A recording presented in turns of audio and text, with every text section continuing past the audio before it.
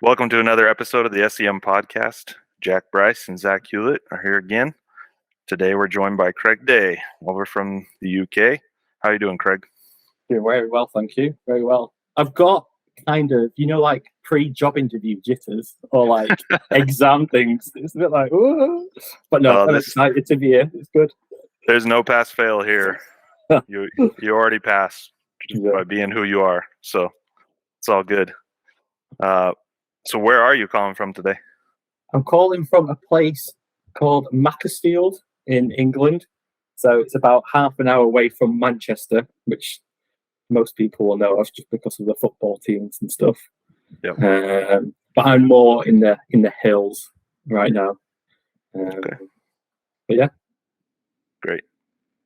Well, let's start with, how you got your call, deciding to go on a mission, all of that. Any pre-mission story you would like to share, and then we'll skip over and find out what you've been up to since, and then we'll go back and reminisce. So the time's yours. Okay. Yeah, sounds good. So I grew up in I'd say from an English perspective as well, pretty strong, I wanted to say Mormon family then, but a Church of Jesus Christ of Latter-day Saints family, I suppose I should say. I grew up with my dad being on like bishops, state presidencies, high council, always in those time-demanding kind of callings.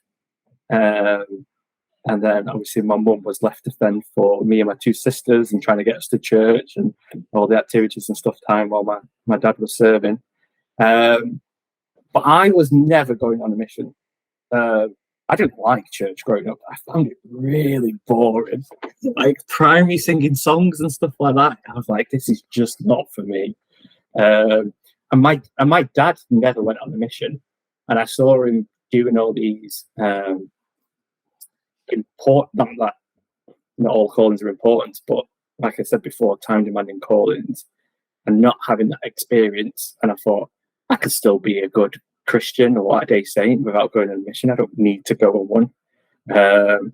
So I was never planning to go on. And I was a bit rogue growing up. Like I went to church on a Sunday, but I did a fantastic job of hiding the fact that I was a member of the church to anyone who I came in contact with at school or anything. So there was 1,000 people in my high school. I was the only member, but no one knew that I was a member. Like I kept it low key, and I was never going on a mission. And I was literally biding my time until I moved out of home, and then I was just going to stop going to church until I was about 15 or 16. I started going on like church camps and like EFYs and stuff like that. And started like feeling the spirit and realizing things. And then I met a girl. So she was in my EFY group and fancied her straight away. And she was like, oh yeah, I don't want to marry a return missionary. So I thought, right, I've got to start thinking about this now. But this was 15, 16, maybe 17. But that's what got me thinking about it. And then I had friends starting to go on missions, and that got me thinking about it even more. Yeah. And so by the time it came around to being 18, 19, I'd come to the decision myself that I was going to go on a mission. I put my papers in, put my call in. And then I got my call in a really bizarre way. So in England, your calls came between about 5 or 6 weeks after you sent them off. And we were on holiday that time, so we knew that the letter was going to come while we were away in France. And my dad was on the state presidency at the time, and he spoke to the state president, and they were going to find out what my call was, and I was going to get it over the phone and find out that while I was on holiday. And kind of the whole week went, and we still not got this phone call, and we thought, oh, something's not right here. And I remember traveling home, and we're on the ferry on the way back. And my dad said, oh, let's go for a walk. And so I go out to the ferry outside, and like it's cloudy, it's misty, there's rays walking side to side. And he's like, I've got to tell you, we've had your call, but we're going to send it back. I was like, what do you mean? So originally I was called to the England Leeds mission. Just right next door. Which is 20 minutes down the road from where I live. my uncle was a stake president in that area. All my cousins were there. Like I was there at dances every weekend. I knew everybody in Leeds. So what had happened is my state president obviously did the phone call to find out what was going on. And he was like, can we ask again? Like, I really think maybe we should try something different, and explained all these reasons. And apparently they don't normally do it, but they're like, okay, yeah, we'll take that in mind. And then they asked again. So about 2 weeks later, I'm at work and I get a phone call. And that's when I get the phone call to tell me that I'm going to Scotland, Edinburgh Mission. Now, compared to these, this sounds fantastic. So I was in a different country now. Instead of being 20 minutes away, I was 3 hours away. And so I was actually dead excited to go to Scotland. So maybe that was the Lord's way of getting me excited about going to Scotland, because if I got it straight away, I may be a bit bummed out about it, who knows. But yeah, that's how I got my call. And then you want to fast forward to after my mission now? Yeah, so skip to when you got home, July 2010, and what you've been up to since then. Yeah, so I got home July 2010, and I struggled coming back home, like adjusting back to civilization. I'm just being an everyday kind of person. And people thought I was weird for a long time. I remember being at a friend's house and they're telling me that they worked at Starbucks, and I started trying to rebuke them for selling people sin over the counter and stuff like that. It's like, what are you choosing to do with your life? Like, I just couldn't relax. It took some time to do that. I got a job at the MTC, which helped me be a missionary and a normal person at the same time, and that was like the transition I needed to become normal again, I suppose, and just wean it out of me. I'm married. I've got 3 girls. So 2 weeks ago, I had my 3rd girl. I say I had. My wife probably had it. Yeah. But yeah, 3rd girl. So it's a bit wild right now. So if you hear crying and stuff like that, it's obviously that's what's going on. But yeah, happily married. She was the girl that I mentioned that I met on EFY. I was going to ask. Wow. Yeah. That's great. Yeah. So we actually, in my weird phase after my mission, we broke up and then got back together. Now, if you ever do a podcast about relations with missionaries and things that work out, I'd go on that and talk about that because we've got some story. But it all worked out for the best in the end. But yeah, happily married and living in Macclesfield now. Which is a nice little countryside place. Yeah, just. What are you doing for work now? Do you still work? You don't work at the MTC anymore? No. Right? So they kick you out after 3 years over here. So I got my 3 years in, and then I had to go get a real job. And then I got a job at Enterprise Rent a Car doing the graduate scheme there. Hated it, and then I got a job being an accountant. For Enterprise, but just not in the branches. So I'm retraining right now. So I feel like I'm 20, 21 again, doing exams and studying and stuff like that. But just throwing it out there, I do think being an accountant may be the best job in the world. I absolutely love it. Excel, formulas, tables, all that. Yeah, I'm down for it. So over than my mission, probably one of the best decisions I ever made, decided to become an accountant. That's good to hear. And you have a 2-week-old. What are the ages of your other girls? So I have a 6-year-old and a 4-year-old, and then obviously a 2-week-old as well. Oh man, that's a lot of fun. Yeah. So outnumbered 4 to 1 with the females. You're just a girl dad, and that's not bad. Yeah. Well, Jack and I are outnumbered as well. So yeah, everyone was saying, "Do you want a boy for the 3rd one?" And I was like, I'm kind of used to girls now. Like, my whole parent training is based for girls. Like, if you throw a guy in there, I'm gonna have to like relearn. So yeah. I'm happy with it. Fantastic, man. All right, so we can go back. July 2008. If you want to start with the MTC companions areas, however you want to walk through it. So I lived 20 minutes away from the MTC. So I remember packing all the stuff in the car in the morning. I think I ended up even driving myself as like one last drive before I go on my mission, I suppose, with my family in the back and stuff. And and I got to the MTC. Now, I'd started going to YSA, so I knew pretty much. Similar, you had Elder Canaan recently, so I was in the same kind of YSA that was used on, so I knew all the teachers and stuff like that. So it was a very weird kind of adjustment to make, where I was playing volleyball with him the week before, like, smashing him at him. I'm like, come on, yeah, and now had to be serious and talk about spiritual things, and I found that adjustment quite difficult. Because I found it. I think it was summertime. There was about 60 elders in there. And I found it kind of like, I loved it, by the way, the MTC, but I took it very casually. And it was very much like just a older EFY or something like that. And I know I took it too casually because, did you used to sign clocks in the MTC when you were there? Zach did. I did. Yeah. So this became like a bit of a competition. So, you signed him in the bedrooms, then we were signing him in the classrooms, and then you had like the devotional room, and everyone kept trying to like one up on each other.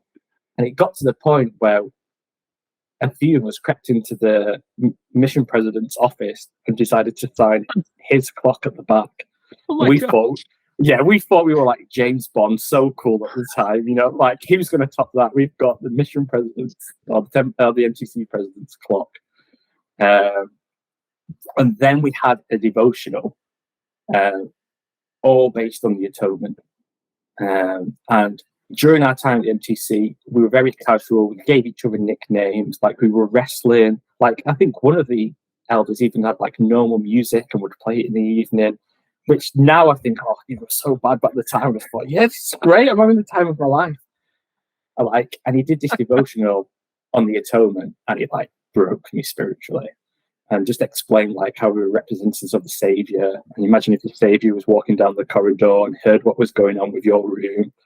And then he brought up the clocks. And he says, I've not looked at my clock yet, but I've been told that missionaries have been in and they've signed the clock. And he's like, I'm not going to look at it right now. I'm going to wait for you all to leave, and then I'm going to look at it when it's gone. And he's like, and that's going to be my lasting impression of you. And I was like, oh man, no, what have I done here?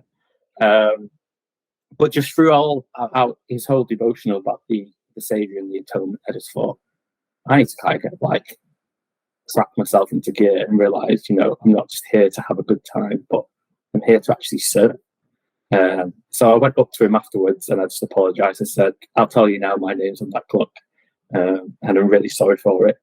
And what you said tonight has really helped. And that was a pivotal point, not just in my mission, just like 2 weeks in, but just in my life as well. Just realizing who I was and who I represented and what I was actually doing.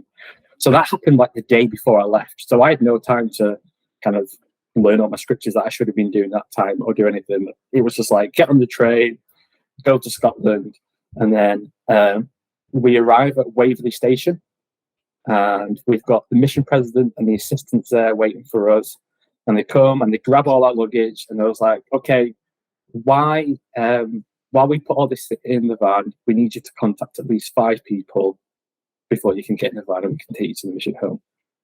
So this was President Frederick at the time, and it was Elder Jeremiah Johnson and Elder Ashton as the assistants. And I remember seeing the assistants, and I don't know what your first impression when you met them, but they just looked like men. Like I felt very much like a boy. But these people that had obviously been out almost 2 years, very mature, very spiritual growth, and they just looked like men. And they're like, you need to speak to 5 people before you're allowed on this. It was the mission van to come to the mission home. And I couldn't do it. I stood there and I watched other people in my group who I thought I was maybe cooler than or had more confidence as through our experience there. And I saw them with the faith to go and speak to 5 people. But because I spent my time messing around and in the MTC and not learning anything, I couldn't speak to anyone. I froze and I panicked. And I think I just hid in areas where they were and just told them that I'd spoken to 5 people so I could get on the van and get to the mission home, because otherwise I would have been there probably for 2 years, because I just couldn't do it. And I was like, oh, what am I doing here? What have I got myself into? And they're driving us back to the mission home, and they're doing all the talking. And they're like, "Oh, who's got a girlfriend?" and stuff like that. So I'm like, "Oh yeah, I have." And then they just start like rebuking me for that. And they're like, "You need to focus on the Lord." And I'm like, "Oh, okay." Like, I was in pure shock at this time and pure like overwhelmment. But I was like, "Yeah, okay, whatever. What's going on?" And then they took us back to the mission home, and then they started like reading the White Handbook to us and telling us all these things like that weren't correct, and we had to lengthen our ties to make sure they touched our belt, and we couldn't wear any pink or purple ties and products in our hair. And then they asked two of us to do like a first lesson, and they were going to critique it straight off the bat. And so they asked for volunteers, and I was not volunteering myself. Luckily, two elders did, and they just got destroyed like of how to do it. Oh man! And so all these things are happening. I was like, "What am I going to do? Like, I've got 2 years of this." So I said some big prayers that night and just hoped that it was going to get better. And then the next day, you go up Pratt's Hill with your trainers and with the president and the assistant. And it may be the worst weather I've ever experienced in Scotland. Like, it was rainy and it was windy. And obviously, the higher up you get, the more rain there is and the more wind there is. And when you get to the top, you have a little devotional, and then you go and dedicate yourself for the next 2 years, just like Polly Pre-Pat did. And I remember kneeling on the side of Pratt's Hill and almost like clinging on for a rock for dear life so I didn't get blown away while the rain just splashed into my face and stuff. And almost like emotionally crying, I suppose, saying, "I need your help. Like, I want to do this. I do want to do this, but I don't know if I'm ready, or I don't know what I need." But I just commit to there that I was like, I'll just try anything. Like, I'll just do it. Like, I won't do what I did last night at the train station of not speak to people. If that's what I need to do, I'll do it. I was like, I just need your help. And that was a really powerful experience for me. And then I remember on the way down that the assistants just started running and then like sliding on their stomachs down Pratt Hill because it was that wet and sliding. And I just thought, these were the people that were like spiritually rebuking us last night about how we need to teach and stuff like that. And now they're just like charging down Pratt's Hill on the knees or on the stomach and sliding. President Frederick's just like laughing away at it. And I was like, okay, so we can still be people then. As well as that. I suppose it's just picking your time in. And so I gave myself a little run, and I slid down, and I was like, okay, that was a nice little breaking the ice, like straight off the bat that I saw some normality or human side to being a missionary as well. So you go back, and then we got our companions, and I got Elder Allen, Drew Allen. So he's from Utah. The first thing that I always remember about Elder Allen is that he loved George Bush. He was always talking about George Bush, and like he was very proud to be an American, and proud of his flag. He was a big hunter. So when we used to teach people on our first lesson, he'd say, on the lesson 1, I show him the Book of Mormon, and he's like, on lesson 2, I show him my Book of Death. And he had with him all these pictures from before his mission of where he like shot ducks or like deer and stuff like that. And he'd show everybody on the second lesson. He's like, "Oh yeah, this is what I do back home," and stuff like that. So these are just like some vivid things that stick out to me about Elder Allen. And he was a great trainer. He was exactly what I needed. So I came in, and Hammer Time was still going on. It wasn't at its prime. It was kind of on a downward trajectory, but it was still going on. But he was the district leader, and I felt as the district leader's companion, you're probably the safest person in the mission, because the assistants go for the zone leaders go for the district leader, and then the district leader goes for the district. But you're just a companion at the side. So I kind of saw it all happening, but I never felt like the real impact of it for ages, because I was the district leader's companion, so it didn't really affect me. Yeah. But I remember the first day thinking, there was a lot of phone calls going on here. Like just constant phone calls with other missionaries, either the zone leaders or with the district. And I don't know if you had it at your time, and I still think this technology is crazy now, but did you used to send out voice messages to your district via the phones? So No, our communication was way less than yours. we Was it, called yeah? each other once a week, maybe. Oh, yeah. Yeah. So by the end of my mission, it got to that point. But at this point, so like he'd record and he'd be like, "The Beddoes district. This is Elder Allen," and like he'd do his speech, and then he'd send it, and then obviously all the missionaries would get a message on the phone, and then they'd phone like the voicemail, and they'd all hear it. But he'd do these like, and he'd want to get it perfect, so he'd like re-record them about 5 or 10 times just to make sure he'd emphasize the right words and stuff like that. Like, what's going on here? We've actually got him scheduled to come on in a couple weeks. So yeah, it was nice, and this is the great thing about the podcast. I'm speaking to people more now than I did in a long time because we're all listening, we're all talking about it, and he phoned me up and he's like, "What happened when we were in Edinburgh together?" And we had a good laugh about it and stuff like that. So. Like this is really good. Like I'll be a bit honest here. I got a bit grumpy with my mission maybe about 3 years ago. Like I came back with a mission and I loved it, and I'd loved it for like 6 years. But then I just started getting grumpy feelings towards it, or like not seeing it in the same light, or negative side of it. But since this podcast, all that has gone away, and I just remember all the great times of it again and all the spiritual experiences. And so for me personally, it's been great, like this podcast going on, not just for reaching out to people, but it being a way of remembering what actually happened. Because you forget a lot of things. And then a missionary says something, I was like, oh yeah, I was there for that. I remember that happening. Or I remember how that was. yeah. So it was that good. So we were... You said you were with Elder Allen in Edinburgh then?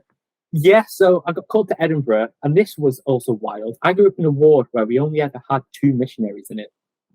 And Edinburgh ward had 18 missionaries. So we had the assistants, wow. We had the zone leaders, we had 3 district leaders, and then obviously all the districts with that. And that's not even including like senior couples and senior sisters.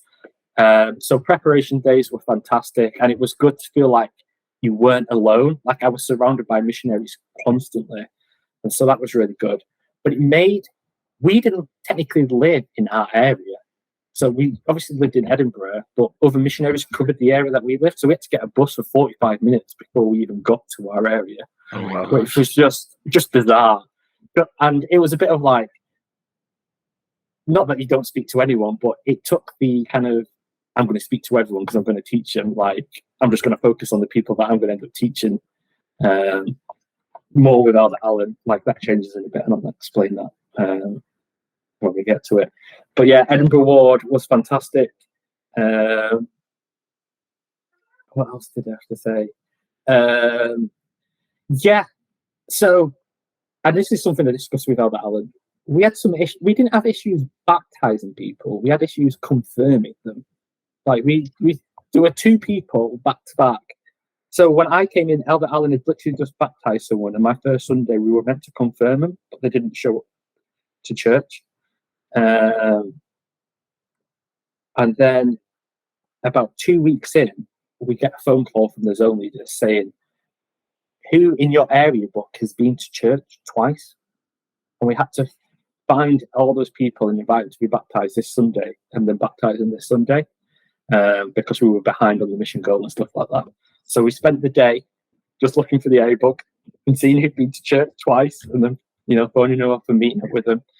And we met this person called Stephen Beveridge, who had been taught about 6 months ago, been to church twice. We invited him to be baptized that Sunday. He got interviewed the next day, and then he was baptized that Sunday.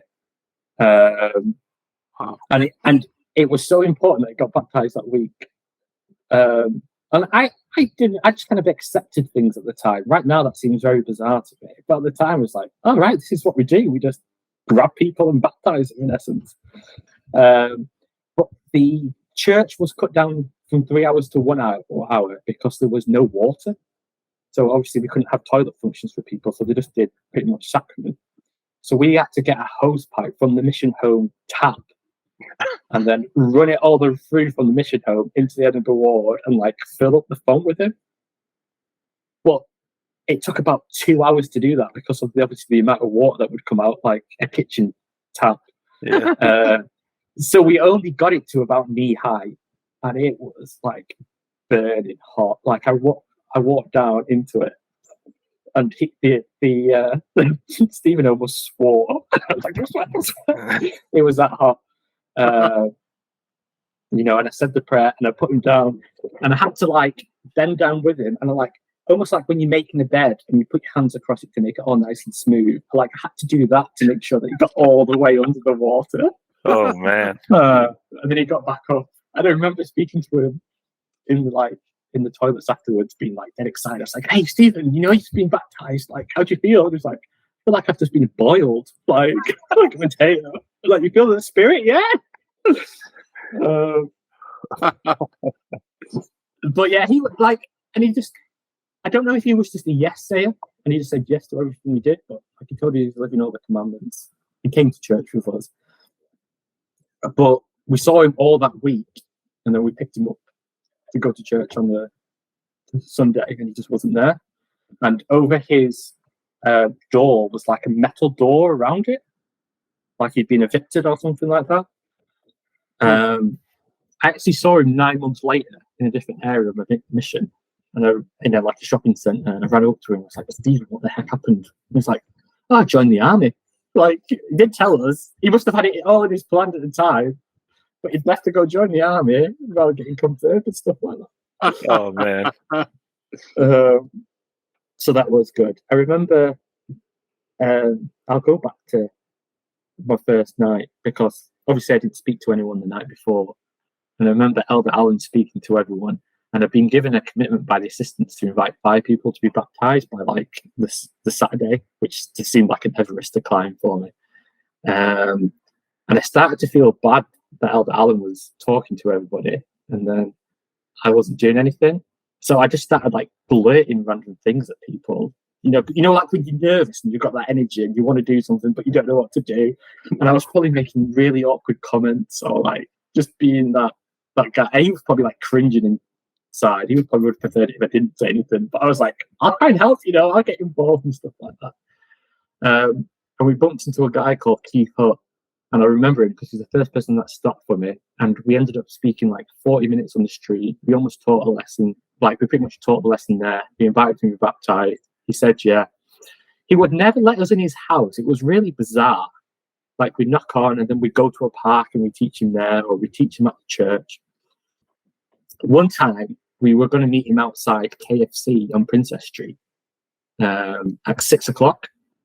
And this was like a week before he was going to be baptized. And this, I found at my mission, was when investigations used to disappear. Like, they were really good, and like a week before the baptism, they just kind of like drop off and you wouldn't see him again. And I was like, "Oh, Elder Alan, he's done it. He's done us over. He's not showing up at 6 o'clock outside KFC." And then we tried by the next day, and he wasn't there. And we're like, "Oh yeah, he's gone now." And then we had an appointment fall through, so we're like, "Right, we'll try him again," because he wasn't answering his phone or anything. And he came out, and we're like, "Keith, where were you?" And he was like, "I was there."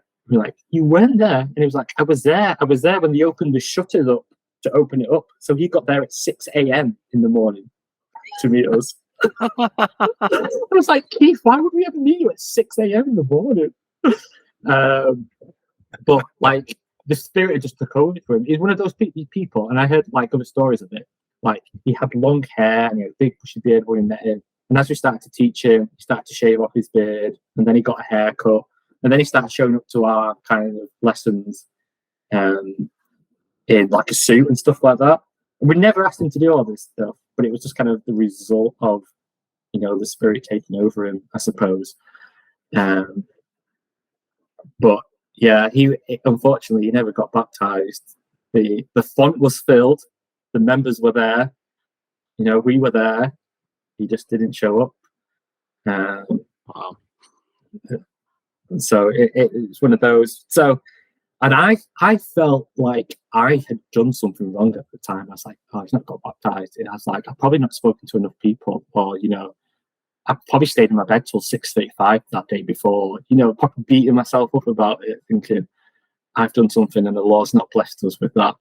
And I think that's something that you have to learn throughout your mission. I don't know what it's like for yourselves. That there is that balance between beating yourself up for other people's decisions, but then also thinking, so I can impact other people's decisions, but I'm not responsible for the decisions, and I can't take my kind of responsibility for that. But yeah, that was my first 6 weeks. I felt like there's so much more I could share, but I realised obviously for time, and we're only 6 weeks in and we probably need to move on. I just remember with Elder Allen, we ate like pigs. And I can't believe that I couldn't come off a mission like 5 stone ever. Did you have Samoans on your missions at the time? The thing with noodles and eggs and stuff like that? Yeah. They're still going strong. Like, Oh my gosh. And I was like, where I'm from, black pudding's a big thing. And I was like, oh, you know what would really be good in one of those, black pudding? And he was like, we can't have black pudding. And I was like, what do you mean we can't have it? It's like, it's got blood in it. It's like, it's fine, I've been eating it all my life. And he wouldn't eat it until we had interviews with President Frederick. And they made me ask President Frederick if it was okay to have black pudding. And then he'd have it. It is okay, by the way, if you were unsure. So, yeah, it was my perfect. I couldn't think of a better first 6 weeks, just because, like I said, I didn't really get the hammer time because he took everything, but because I was involved in it, I saw what was going on and I saw what I needed to be to improve and to become better. And kind of the strictness of the mission is probably what me personally needed at the time.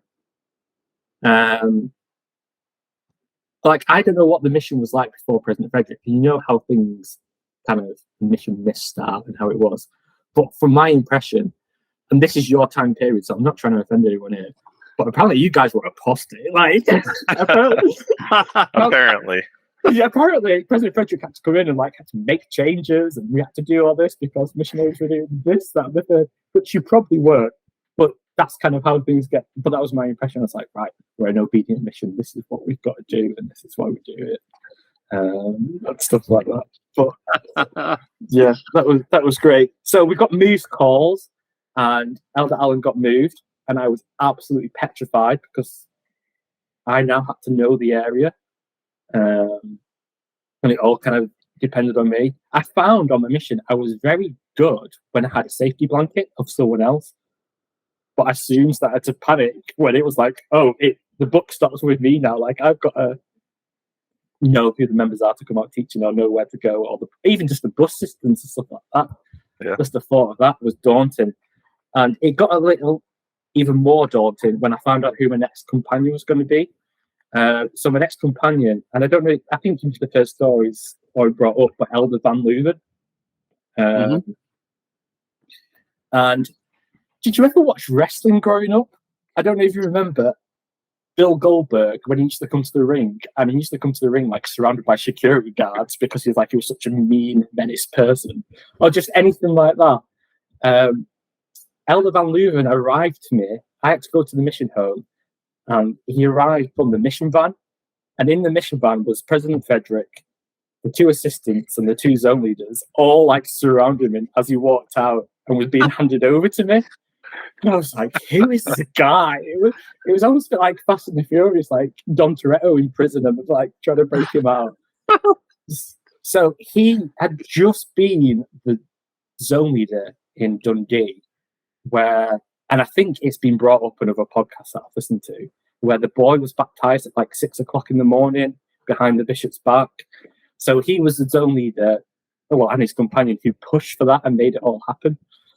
So President Frederick had gone to Dundee to collect him, to bring him to Edinburgh. So he was obviously closer to him, and he'd obviously gone for being a zone leader, as being a district leader. But just the way he arrived and me hearing these stories about who this guy was and the kind of things that he did, I was absolutely petrified. How he was going to be, but he is just a great guy. I really hope that you can get him on. I'll try and get him on if you've not got him booked in on it or whatever, but he'll have so many great stories. But he was another one. Well, when I saw, like, he was a man, I think he'd had a tough upbringing, and so he'd had to grow up pretty quick.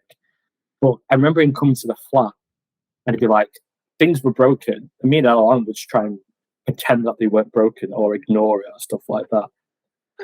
just hoping that they'd fix themselves.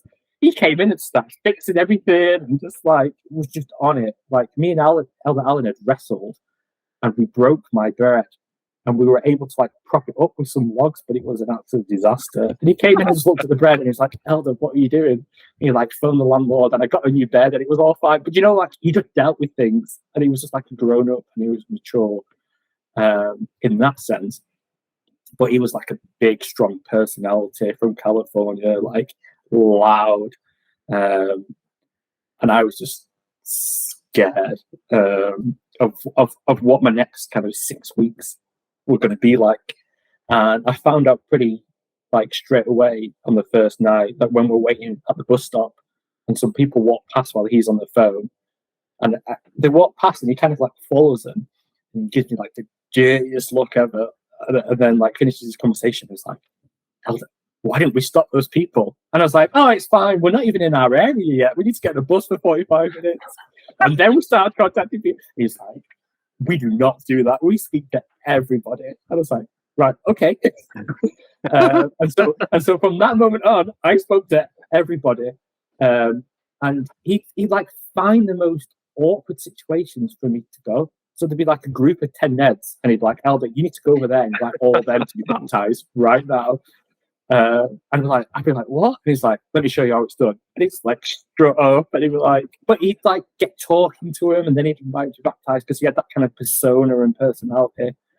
I remember being on a bus one time, and I'm talking to like this old woman. I can just hear him laughing and joking into the background, and he's speaking to these like strippers or sex club workers or something like that. And he was like, so like, you need to come here. And he's like, nah, you need to come to our church and stuff like that. And we got a return appointment with them. And I was like, Elder, we're going to teach them. He's like, we teach everybody. You know, everybody needs the gospel. We're going to teach them. So we go to this stripper's house. And she opens the door. She obviously forgot we were coming. But she invited us in anyway, and it was fine. And you know, we're bouncing back and forward in the lesson. And I thought I was an all right teacher. And it was my turn, like, you know, how we planned it in the morning to do the first vision at the time. And I get to it, and I thought I did an all right job. And then we finish it, and we're like, so how was that? She's like, this was really heavy. Like, we were laughing and joking on the bus, and you guys just come in and like taught doctrine and like got at her. And so she was like, I don't think I'm interested whatsoever in this. This was not what I thought.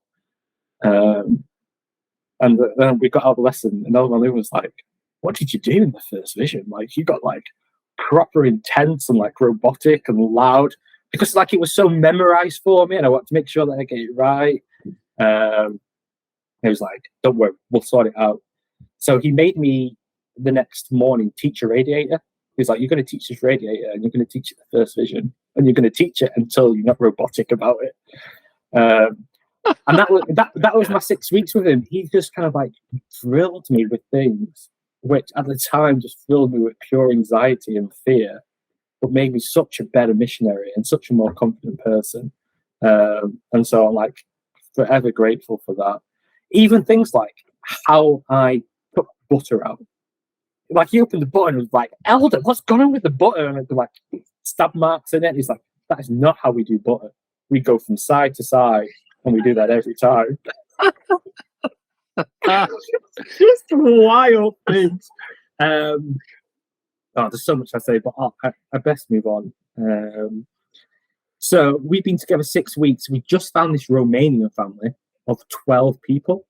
And we managed to get into church, and like it was a big buzz because we've got other people, and we had like 7 people at church, and it was like, oh, it's Edinburgh Mission, isn't it? And we've got this Romanian family, and everything was going well. So the next 6 weeks, we then became a trio, and there was a Romanian speaking missionary in the mission, and he joined us. Okay.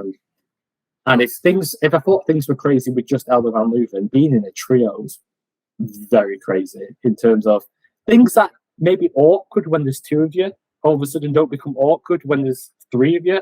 And I suppose there's a lot more like roughhousing or like jokes on each other, or just, I understand why it's not always 3 in a companionship, because I found it was a lot harder to get work not work done when we were out, but in the flat, getting planning done or personal or companionships done. It was just more ruckus, wasn't it? From that. What was his name? Elder Sauter. And his story is amazing. So he grew up in an orphanage in Romania and was like a street buyer, like proper rough upbringing.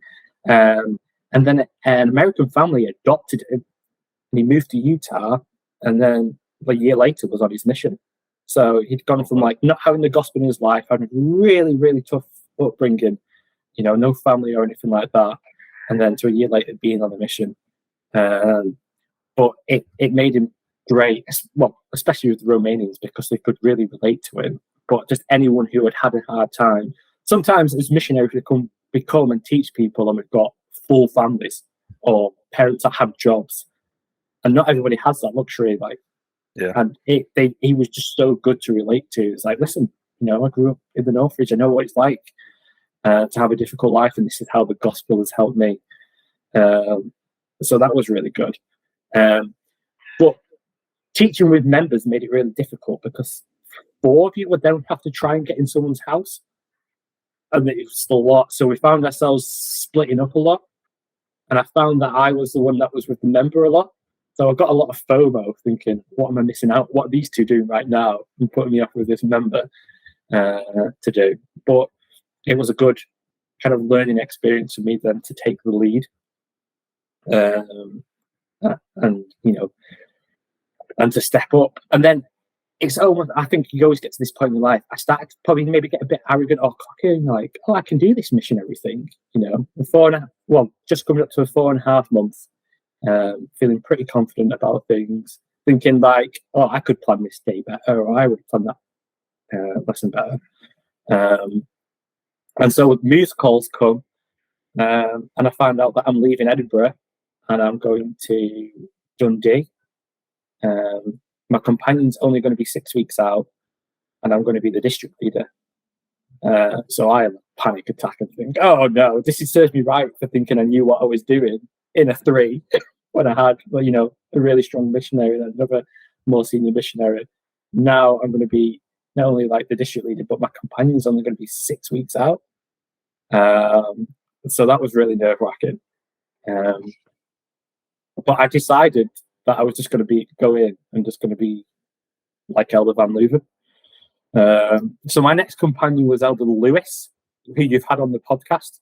Yeah. And when he mentioned me, he said, I just got him to do everything, which is 100% right. I did just get him to do everything. First thing he said to me when I got there, he was a bit miffed that his last companion didn't let him do a lot. Like, he didn't feel like he was involved. I was like, fantastic. Here's the phone. You take it. Whenever we need to phone someone, you phone someone phones us, you answer it, planning, okay, lead away. I'll go forward with that. So I think he got more than what he bargained for there, but again, it worked so well. And I remember opening the butter and seeing it having all these stab marks in.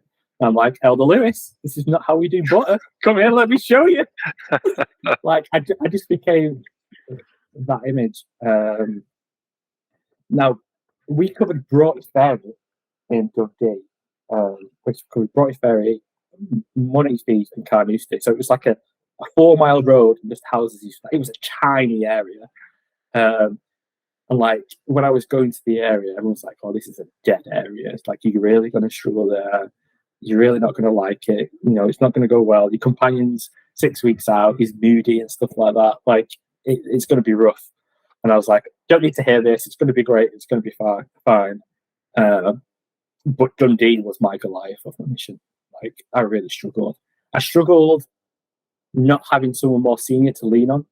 I struggled not having that safety net, I suppose, which gave me the confidence to do things that I would normally do. I struggled that it was a tough area. In Edinburgh, we'd speak to people and they'd listen. And I'd be doing the same things in Dundee and people weren't listening or weren't interested. And I was just like, what's changed or what's different? I also found this is when hammer time came real to me, because I was the district leader now. So I was getting it from the zone leaders. And Elder Patel, again, who's been on, was one of my zone leaders.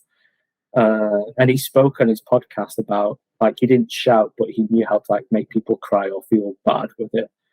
So it was my first district meeting, panicked as it is anyway. In my district, I've got Montrose, which is a senior couple, and then I've got the Perth elders. So we don't really feel much of a district anyway, because we're spread out. We're not even in the same wards of anyone. Very different to Edinburgh.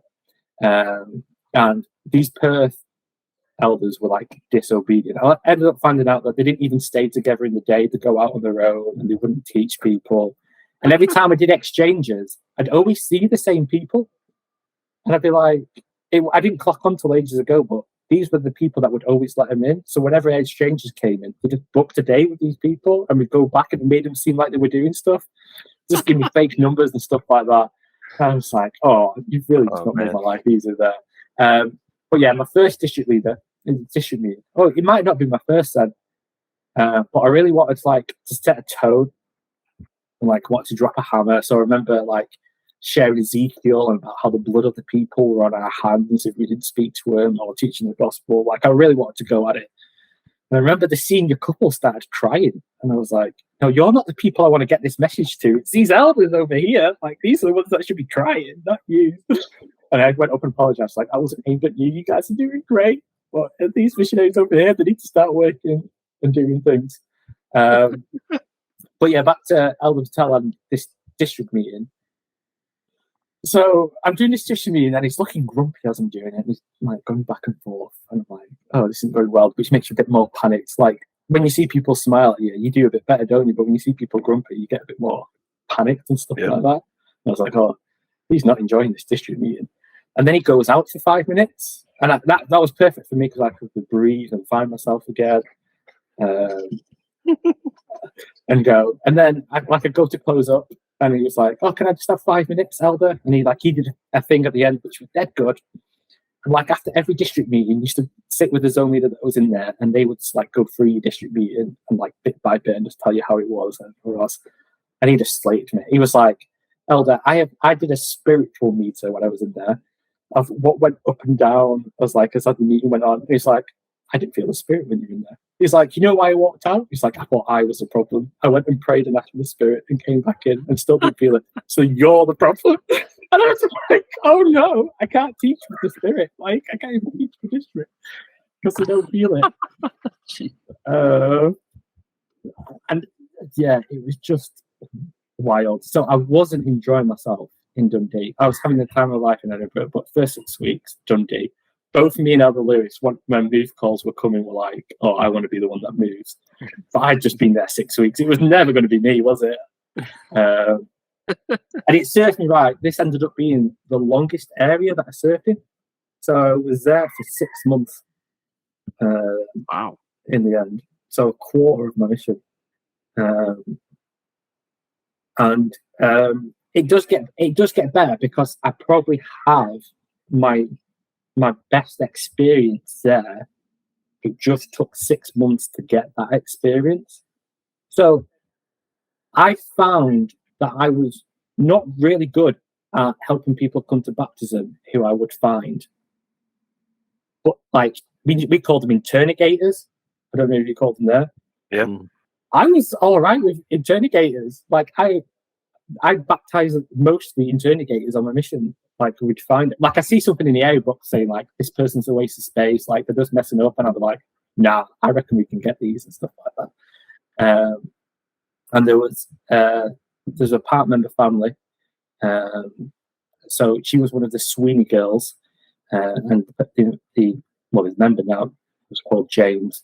Originally from Nigeria, knew his Bible inside out. His dad was a pastor and stuff like that. And we'd go, and it wasn't quite bashing, but it was close to that point, and we discussed the scriptures and we'd go for it. And I could see why missionaries was like, oh, he's just wasting our time. He'd like to challenge you on everything and discuss things like that. And he'd come to church every week, but wouldn't commit to be baptized. They had issues with baptism in the priesthood, and then we resolved that. And then he had issues with eternal families, and then we resolved. There was an issue that why wouldn't, then we resolved it, and then there's a new issue going forward.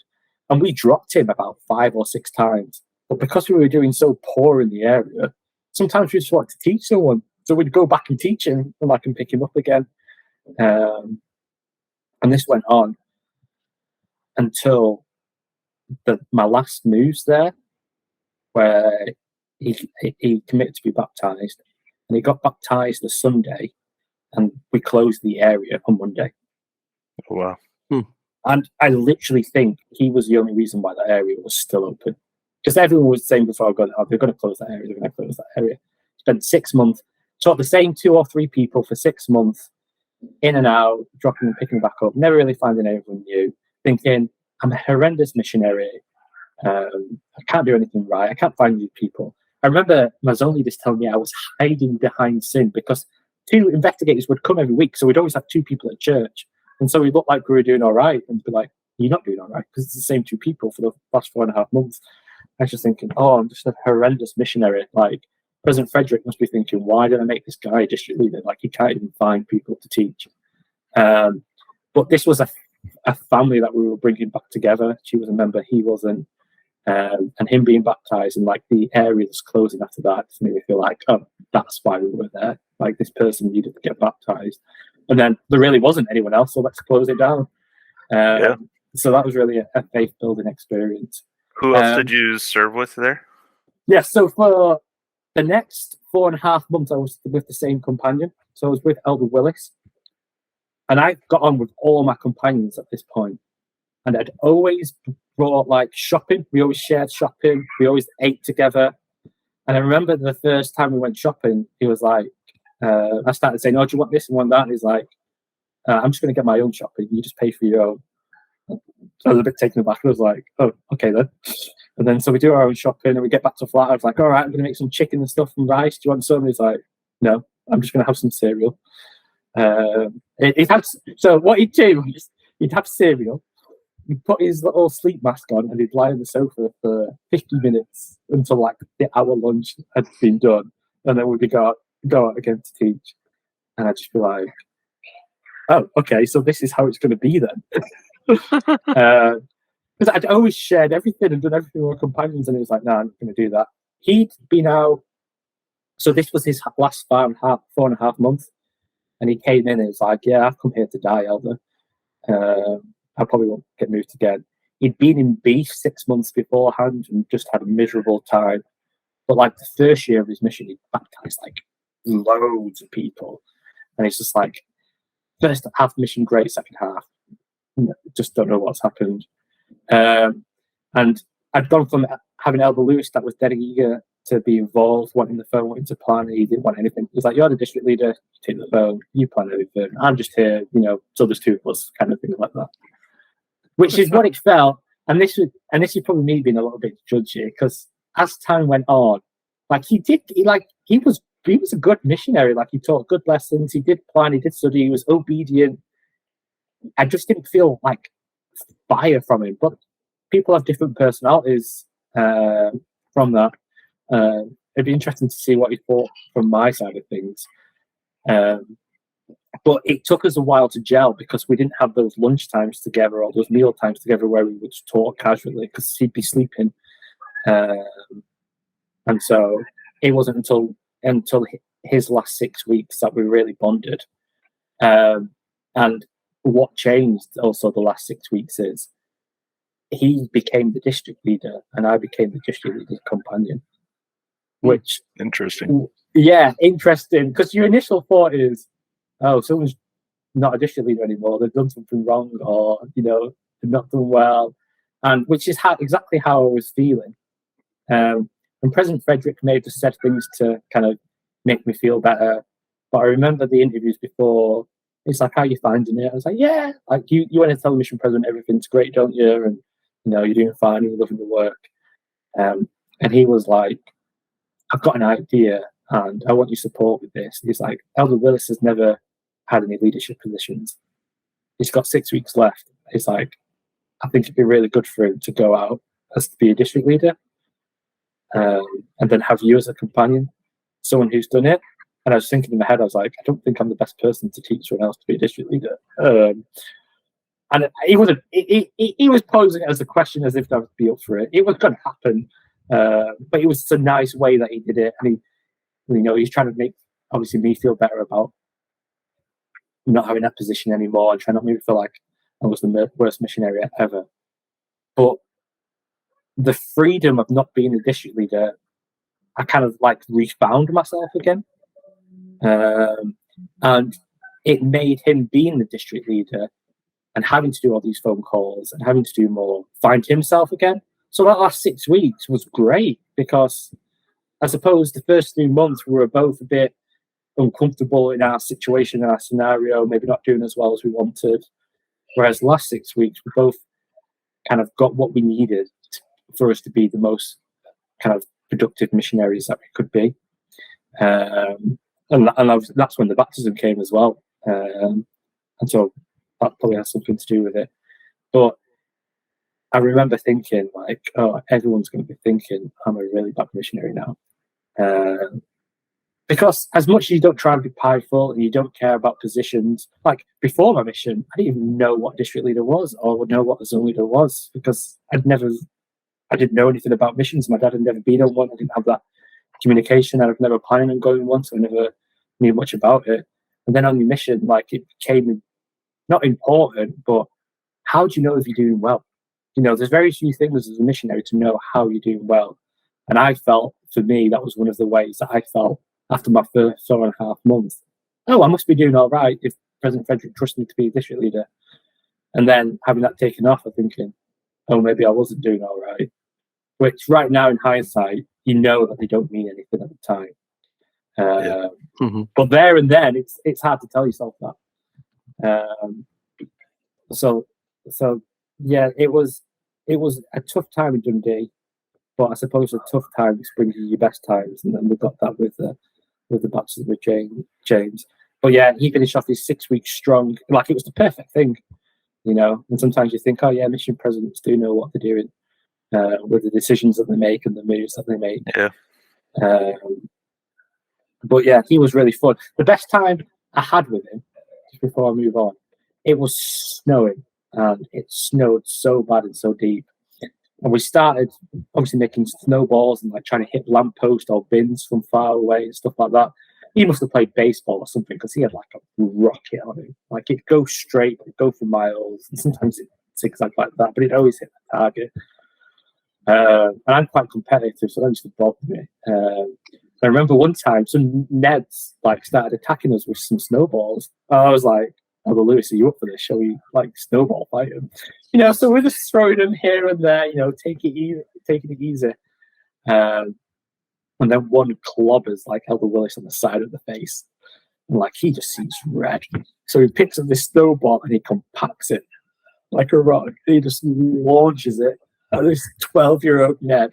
It like hits him on the back of the head, but it hits him with such force that like his head flies forward, his legs go from underneath, and he's like flat on the face like that. And I was like, "Elder, we just killed somebody. Run!" Like, can you imagine that? This missionaries on the move, on the news, throwing snowballs at kids and some wiping them out. Like, just rocket hard. But yeah, he was fun, but it just took us a while to get there. I always found, those first few days of a new companion, just, you're trying to feel each other out, what you can get away with, what they get away with, how they respond and stuff like that. It just took a lot longer to, I suppose, become at ease with each other with Elder Willis. But once we did, we worked well together, and it was fun. But yeah, obviously that area was closing down, so I was going somewhere new.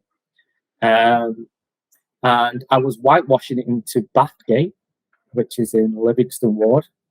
And we were whitewashing in, and we were coming in after sisters, which was amazing, because we went into the flat and there was just like sticky notes everywhere. This is how you use the washing machine. Like, this is how to use not necessarily how to use the fridge, but like just sticky notes everywhere. There was like a big map, and like they'd drawn all the bus routes and stuff like that for us. Like, I'd never seen like a mission folder that had such detail on its investigators. Like, they planned like the next few lessons out for us. It was just like unreal. Like, we came into this and they left it prep for us. And I was. This was the first time again not being in a district leader companionship. So I was with Elder Uri.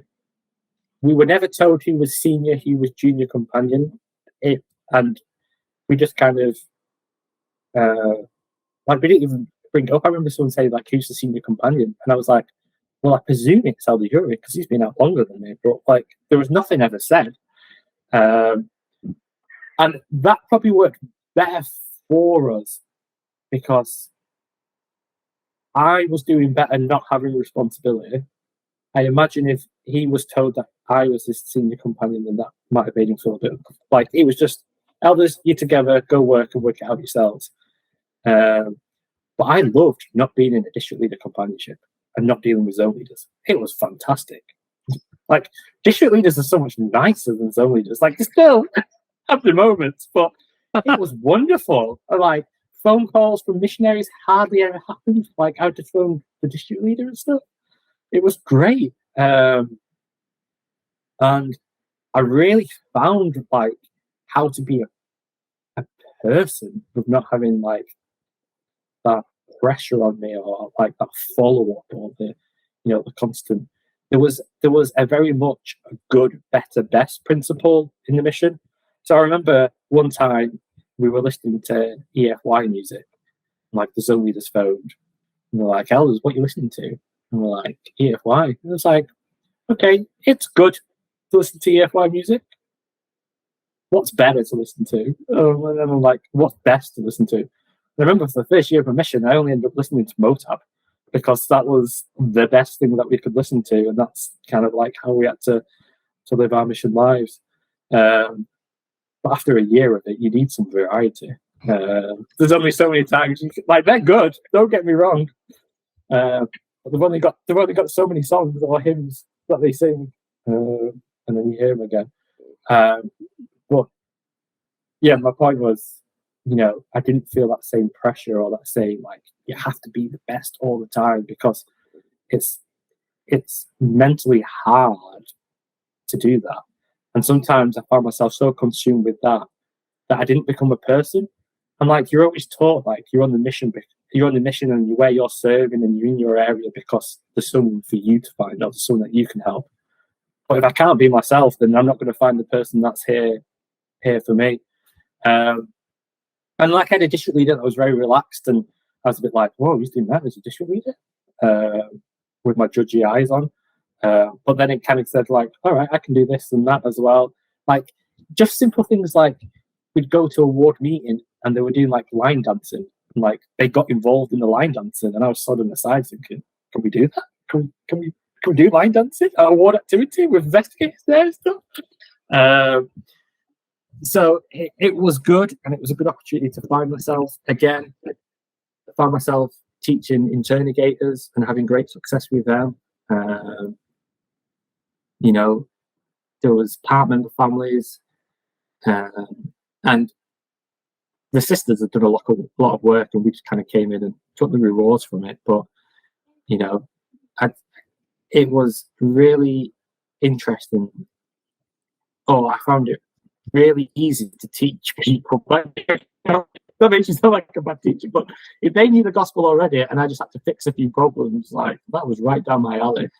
And that's what we found. Me and El Yuri had some really good success there in Livingston. So much so that I asked the president for a car. Like all the members, like, you're teaching a lot of people, you need a car. Enough people say to you, like, you're right, we do need a car. I'm going to talk to the president about this. There's so many reviews. I'm like, President, we need a car. We're teaching far too many people. It's like, oh, that's great. How many people are you teaching? I can't remember what the number was. And it's looked to me, it's like, well, let's see if we can get it a little bit higher before, we give you a car and stuff like that. And I was like, okay, what about bikes then? And he was like, bikes? And I was like, yeah, some members had offered us bikes. And I was like, can we ride it? And he's like, yeah, sure. Worst decision ever. I don't know why missionaries ride bikes. We just got abused by nets on the bikes. We got like almost run over all the time. Like I didn't realize how hilly Blackgate was, but we'd get to appointments and we were just sweating Yeah, it's like, but I was like, I fought for these bikes. We're going to use them. You know, this is my lead. And so it was fun. I remember Lewiston of just being fun. And there's two. And President Frederick used to say, "You want to have fun, Elder? You know what's fun? Baptizing's fun." And he's right. And we baptized in Lewiston, and it was fun. But I feel like that only happened is because we were humans. We weren't kind of robotic, and we weren't kind of like stuck in the mold. And Elder Yuri was great for that. And so after 3 months of that, we've now had the change in the mission. So President Frederick's gone home, and President Griffiths has come in. And I remember the first kind of zone meeting, and everyone's kind of like trying to gauge him out and compare him to President Frederick, and you know, how's it going to be? What's he going to change? And I remember looking at him, and I feel really bad saying this that right now, but I was just like underwhelmed. I was like, this guy's my mission president. Like, I just said, President Frederick can just like blow up mountains in zone conferences, or like you walk by and he grabs you and you're like, Elder, are you worthy? Like, and just like this intenseness about him, or like this structure. And kind of President Griffiths was just like this nice, caring, laid back guy, and I was just a bit like, oh, okay, this is how it's going to be. Again, which is really immature and judgy at the time, but it's kind of what you do is you kind of gauge people out. My opinion from President Griffiths changes massively over the next year, but I found the transition from President Frederick to President Griffiths really difficult. And I was one of the missionaries, and it was very divided. You had people that were like so glad that President Frederick was gone and all the rules that it kind of encompassed. And to an extent, I was, but they were also my safety net. That's how I knew I was good. You know, if my tie was touching my belt, I was doing a good job. You know, if I didn't wear anything pink, you know, I was being righteous. You know, I had product in my hair, I was a good missionary. Like, I had these benchmarks to measure myself against. And when those were needed, like, how do I know if I'm good, or you know, how do I know what I'm doing? And so a lot of the things, even though President Griffiths said we didn't need to do them anymore, I kind of like kept doing them. And so I found the transition quite difficult. But I do remember Sister Griffiths getting up, and she was like a firecracker at the zone conference. I was like, wow, she means business, and we're going to baptize the world and stuff like that. So it was a really interesting dynamic going in there, expecting to be wowed by President Griffiths, but I've just been wowed by Sister Griffiths. I went and visited him after his mission and told him about this experience, so he does know about it. I'm not throwing him under a bus here or anything like that, but it was really cool. And then one of my first phone calls with him was him asking me to be a district leader. And I was like, oh, not again. Like, I was quite happy not going the rest of my mission, just not being anything other than junior companion, because that's where I thrived and did well. But normally when you do well, you get asked to do things to help others. So I was asked to be a district leader in Dumbarton. So this was my first time in the Glasgow zone.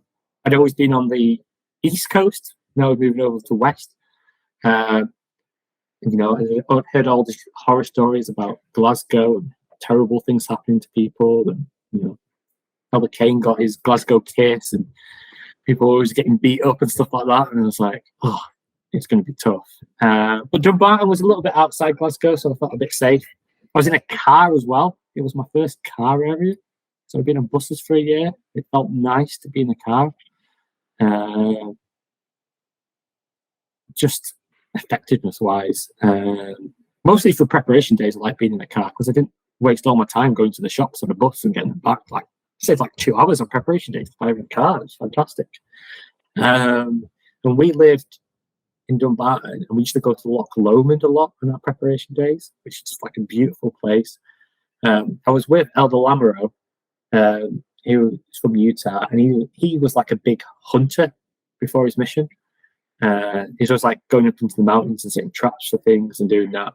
On the preparation days, he always wanted to like go exploring. So we'd end up finding old castles and ruins of churches. Like, we'd just stumble across stuff. It was just like a great area for that.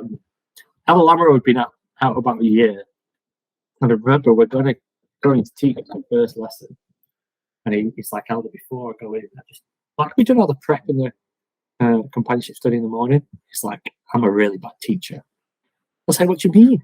He's like, I can't teach. And I was like, everybody can teach. I just thought he was like being like super humble, like, I'm a bad teacher, like, don't judge me on this. And he was like, I'm going to try my best, but just so you know, I'm a bad teacher. And I think we're teaching the plan of salvation.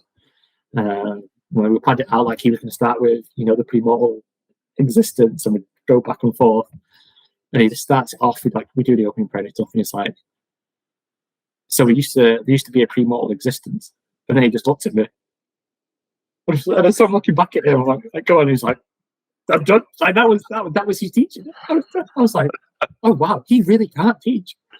And so like, I was like, oh, maybe this isn't his strong point. So, I taught the premortal existence, and I did the creation and stuff, and then I discussed the next bit, and it was like, yeah, and then there was Adam and Eve, but then just looks back at me, and I was like, oh no, what's going on?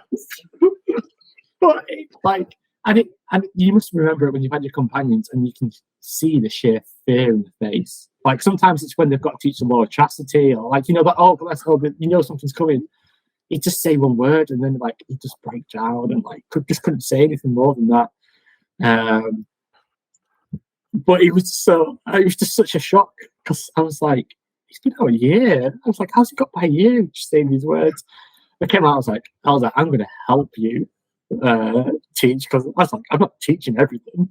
And so I just went Elder Van Leuven on him, and just like made him teach radiators, and made him go to big groups of people, and and by the end of it, he could teach. It was always just a confidence thing. It's never, again, everyone can teach. You just ask questions and share a bit of information. But again, we were teaching some interrogators. I remember this area was bizarre. There was a recent convert called Yvonne Towie, and she would expect the missionaries to spend about 3 or 4 hours a day at her house. And how it started was they'd go there, and then she would invite her friends over and to teach them. So she used to be like married to the drug lord of Dumbarton, so everyone who knew who she was, like, she had a name, but she'd like gone away from that life, and she joined church, and she's really good, but she still had all the connections. And so how it started off is the zone leaders used to cover Dumbarton, and they used to go down there, they used to go to a house, and then she'd just phone people up, they'd come over, they'd teach them, and they'd baptize them. And it was literally as simple as that. And that's how it went. And so she got into the habit of missionaries just going there for like 3 or 4 hours a day. But she'd run out of people to come over, but she still wanted people to come over. And I was like, oh, we can't just go sit in someone's house for 4 hours hoping like someone's going to come round. He's like, no, that's just what we do. And I was like, right, we need to change what we do. And so that caused a big ruckus, because she was like, hate the missionaries, because she was like, you don't like me. And I was like, no, I've got all the time with you. I can come for 30 minutes, but I'm not going to be there for 3 or 4 hours. But that was a lot with the ward. I remember planning. It must have been Saturday night, because we were going to the bishop's house on Sunday. And Elder Lamoureux planned in a 3-hour dinner appointment.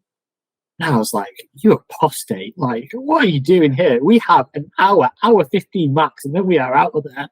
And he just looked at me, he's laughing, he's like, all right, you try and get out of there after an hour and 15 minutes. I was like, don't worry, Elder, I'm righteous. I'll get us out of there. We didn't get out of there. It must have been 4 hours. Like, we got there at 3 when they asked us to. The food hadn't even been cooked yet. Then we had a starter, a main, a dessert, and then they wanted to do like a family home evening style thing. And he's just laughing at me the whole time, because he can see like I'm edging on the edge of the seat. Like, I've done the worst thing yet. I've been in a member's house for 3 hours. But it was good. And these were the little things that I needed to let go of in my head, where, okay, it's not that bad. We're with the bishop, we're talking about the World Mission Plan. We're doing these things. It's okay. But yeah, that just made me think of another planning session where I ended up punching a hole in the wall because I got that upset about it. We just had a zone conference about planning and how to plan. And as always, I just wanted to do exactly what I was just told. And either change the way that we planned, And it moved it from being the area book at the start of planning to move it to the end, or something like that. It wasn't a big deal. It was just like, do this, and then you can focus on that. And we go in, we start planning, he whips out the area book and starts writing it. I was like, oh, hello, Laura, we're not doing that. Do you know there's no conference today? We're going to do that at the end. And he's like, but I might forget by the end. I was like, don't worry about it. We'll be blessed for doing the right thing. You remember everything you need to do. We'll write it down. And he's like, no, I'm just going to write it in now. It's fine. And I was like, no, it's not fine. We've been asked to do this last. And he was like, Elder, I'm just going to write in it now.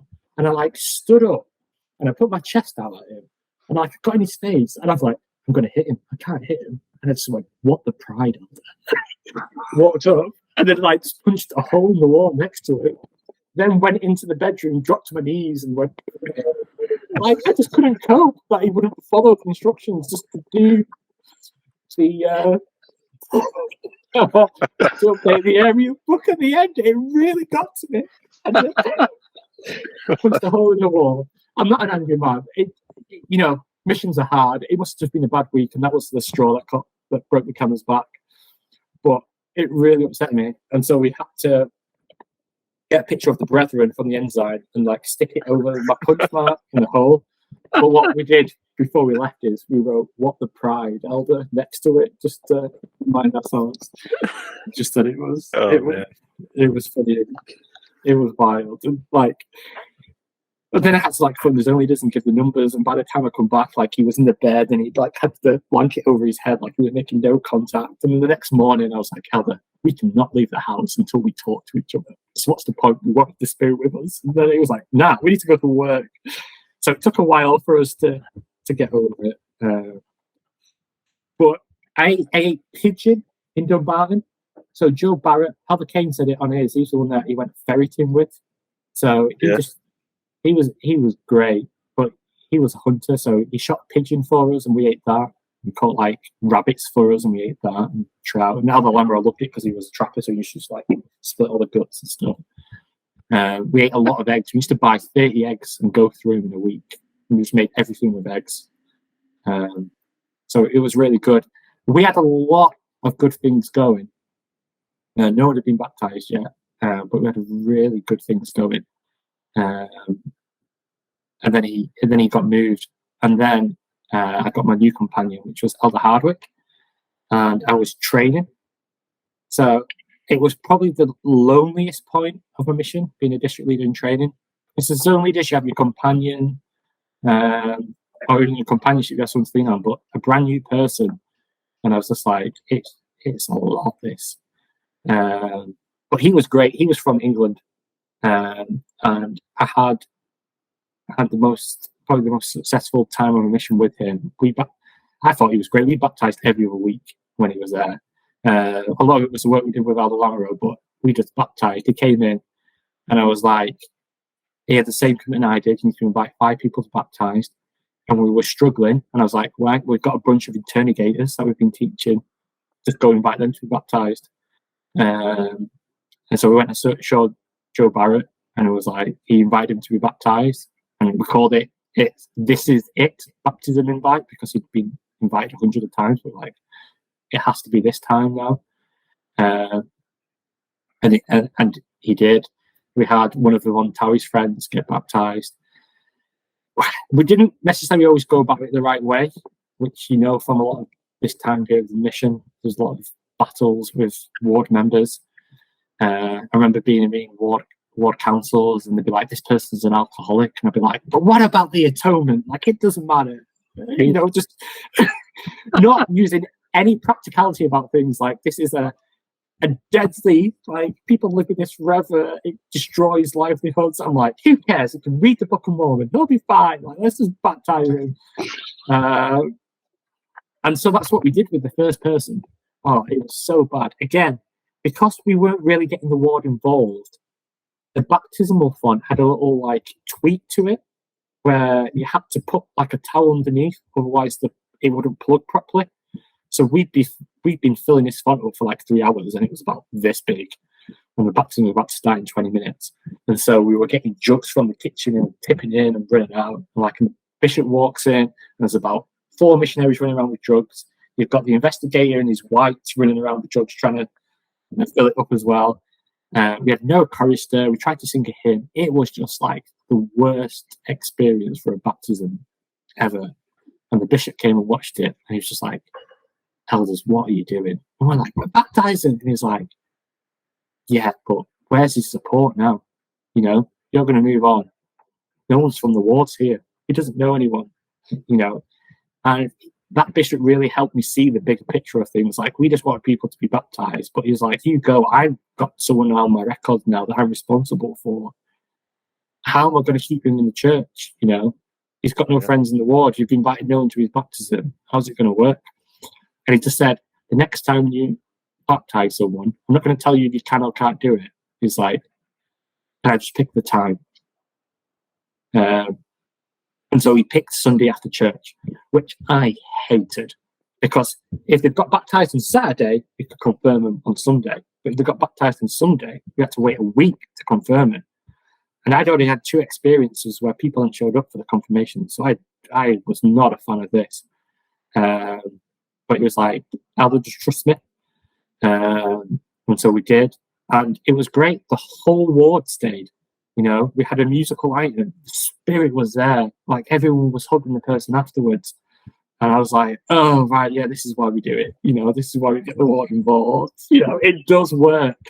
And, you know, I'm not saying that the reason the first person's less active now is because we did the baptism like that and the second one's not. But there's parts to play and there's better experiences.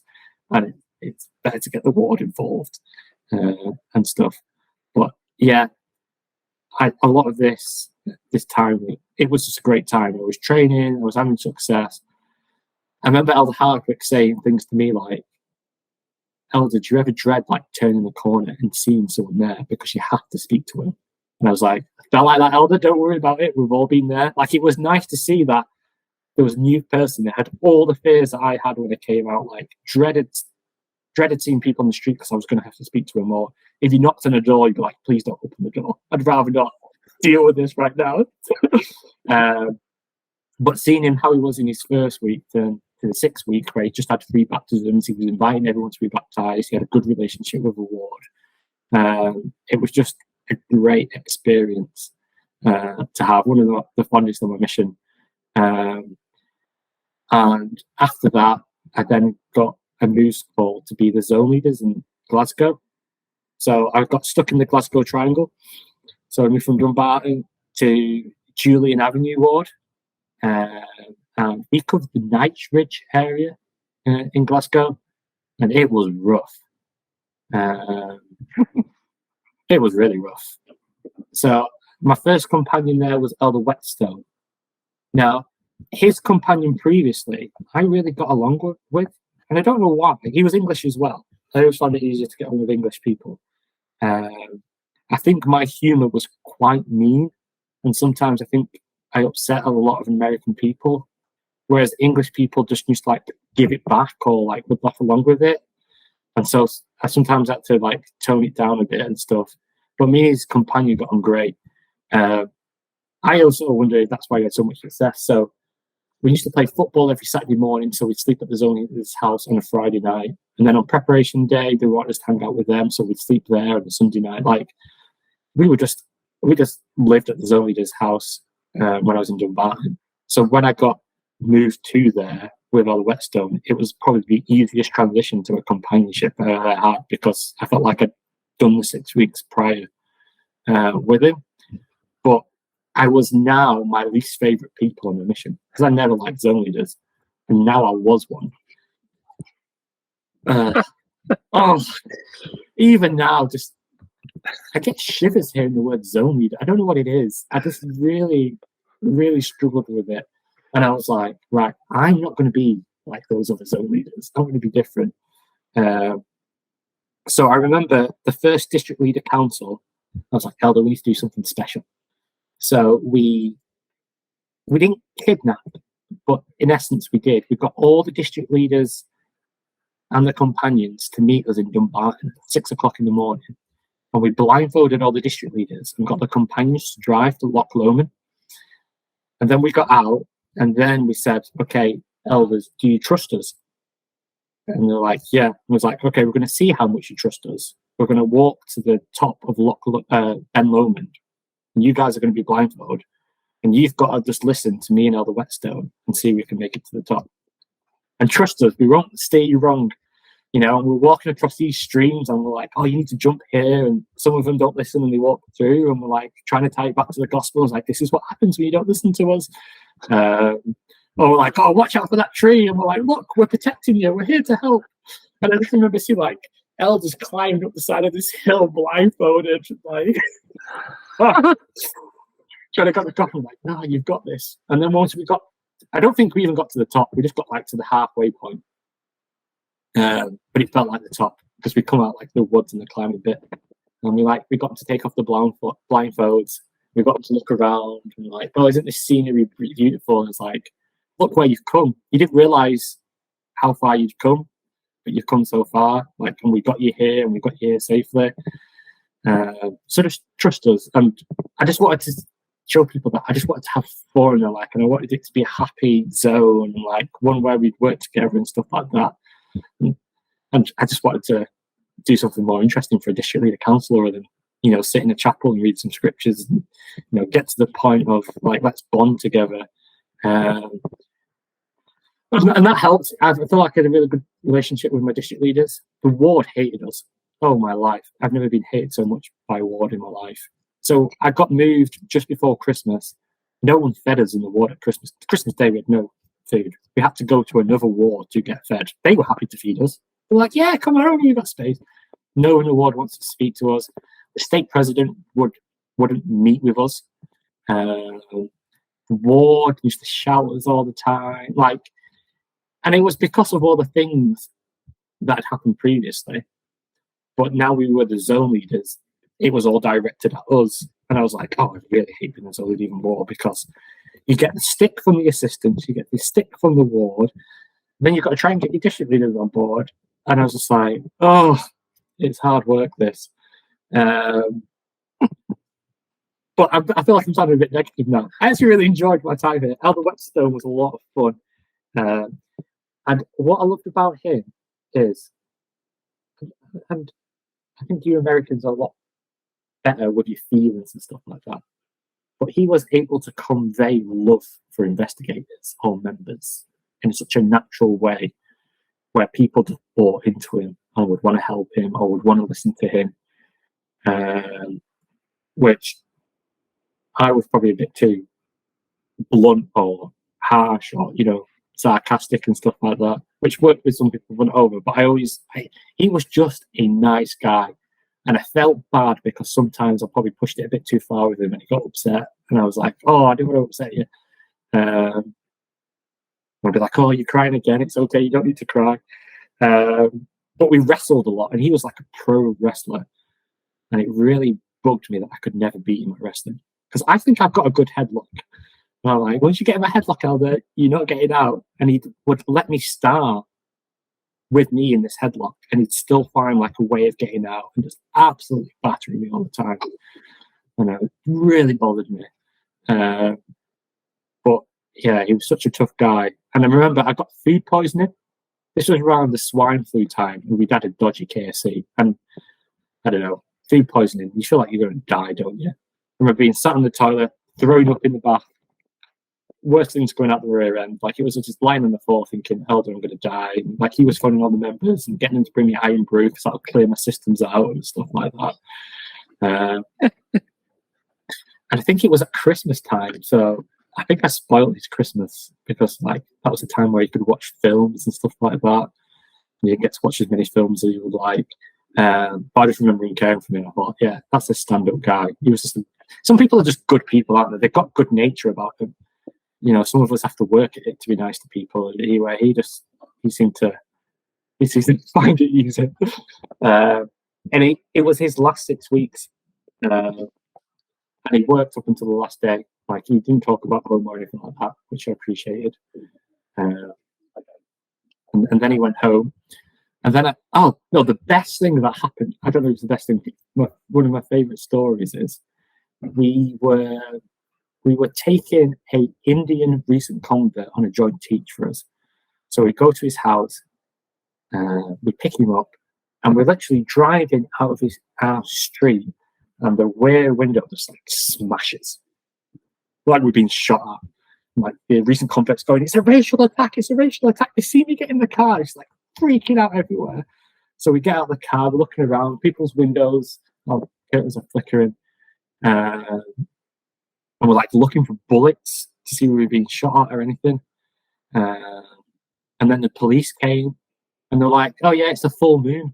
I'm like, what do you mean it's a full moon? And they're like, yeah, these things happen always on a full moon. Like, they get calls like this all the time. I'm like, you're trying to tell me my back window smokes because it's a full moon? I'm like, yeah, pretty much. And I thought, wild. But it was just funny seeing the panic on the recent convert's face, and he just like automatically went to, oh, it's a racial attack. They've seen me get in the car. He didn't come out teaching with us after that, surprisingly. I think that's it for him. As missionaries, we must have like a strong ability to deal with mess or like smells. Because I remember we took him to a teach, and the house stunk. Like, I knew it smelled bad, but like this member really struggled with the house. Started like putting their arm over the nose, was coughing, and like halfway through, it's like, "Can I go use your toilet?" And he went to the toilet, and he like started throwing up, and we could hear him throwing up as we were teaching because he couldn't deal with the smell of it. And I just like, as missionaries, you just get like, it doesn't faze you or bother you, or just build up an immune system for it. But I felt so bad on this member. He'd done the right thing. He'd come out teaching with us, and we took him to this house that made him throw up because it was like so badly smelled. And he came out afterwards, and he's like, "Don't you ever take me to a house like that again?" And I'm like, "Yeah, okay, sure." So yeah, it was a really good time with my companion. Really struggled with the ward, getting them on board, but really good with all the district leaders and stuff. So he went home, and then I got my next companion, which is Elder Carlton. I actually knew him before my mission. He was English. He was from the Leeds mission area, so he's one of the people I knew. He was in my cousin's ward. We knew each other from dances and stuff, and so that was exciting. Serving with someone that you knew prior, and we had a lot of fun together. Everything always seemed to be a competition. Like, he could drink like a pint of water the quickest.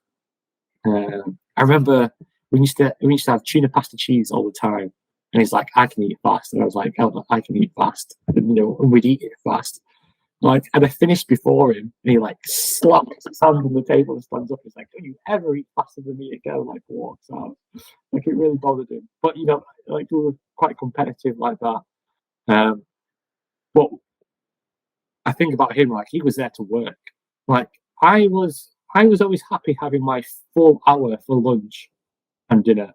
Like, I had a strong work ethic, I felt, but I had an hour for lunch and I had an hour for dinner, and I was using those hours to like unwind, relax, or just sit there with my eyes closed. When we'd finish eating, like, we'd wash up and he'd be like, "Right, Elder, let's go."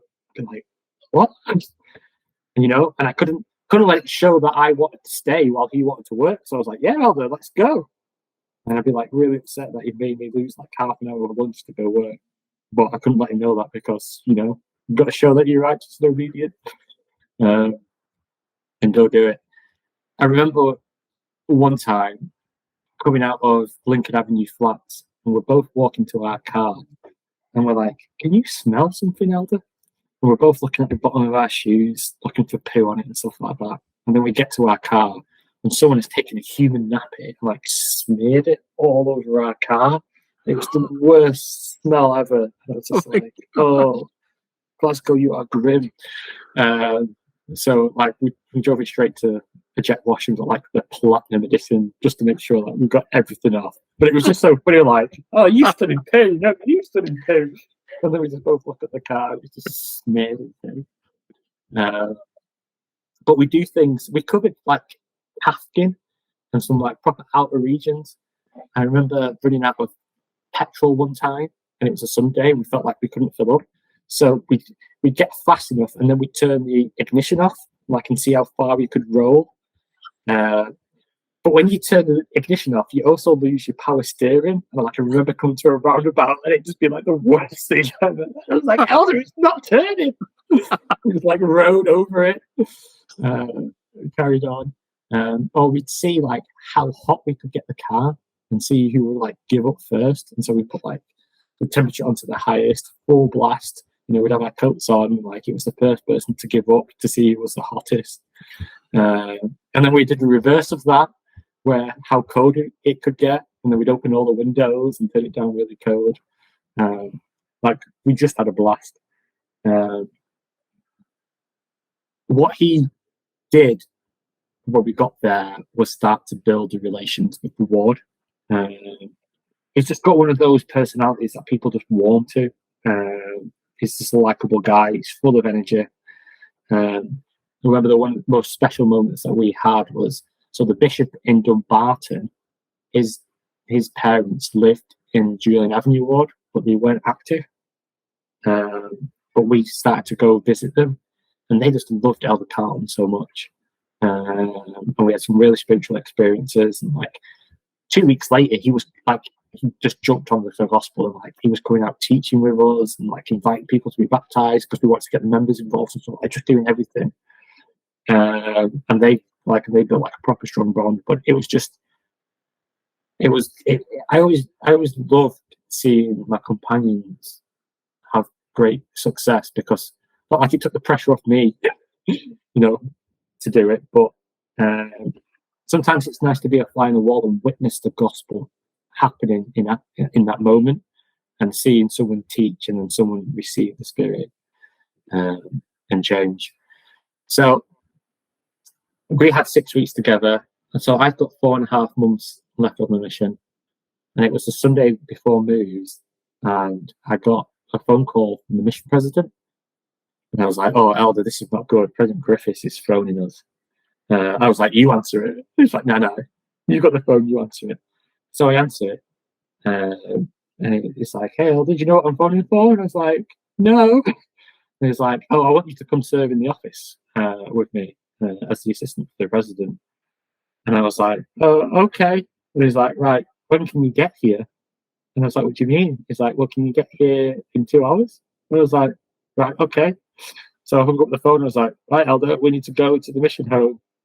And it was a surprise, because I don't know how it was when you were there, but you had a good idea who was going to be like the next assistant, or there was a few people that were in people's minds.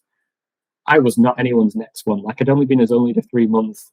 We were doing all right, but we weren't smashing it or anything like that. So it came as a big surprise to me, but it also came to a surprise of mission, because I wasn't the one that like everyone thought was going to be the next assistant. And that's when I learned that people aren't in positions because they're better than other people. A lot of it's to do with timing or who's going to work well together. Like part of the reason I was picked was because I had 4.5 months left, and the companion that was currently there had 3 months left, and so I'd have a 6-week carryover for the new one and be able to train them. And, things just worked out, and it was important to see that it wasn't just like you're the assistant because you're the best, because you're not the assistant because you're the best. You're the assistant because it works, and it probably helped my pride a bit, make me feel like I was doing better. Like there were things to it, but it wasn't necessarily like, you're the best, go do it. And he wanted to make that known when I got there as well, which was also a bit humbling. I was a bit like, why did you call me then, kind of thing? He wanted to make it clear. And he was like, and if you don't baptize, I'll transfer you out, because he wanted his assistants to lead by examples. And he was like, you've got to baptize. And so I got, my companion was Elder Bonin. Again, you've had on here. And he may be the smartest person I knew. He used these words that I wouldn't know in lessons, or just like when we were talking to other missionaries. And I'd look at him and I was like, how do you know so many words? And apparently when he was growing up, if he was watching TV, his dad would come in and be like, no, you're not watching TV, go read a book. And so he just read hundreds of books growing up. And he was like, yeah, I just know all these words. But he was just so smart.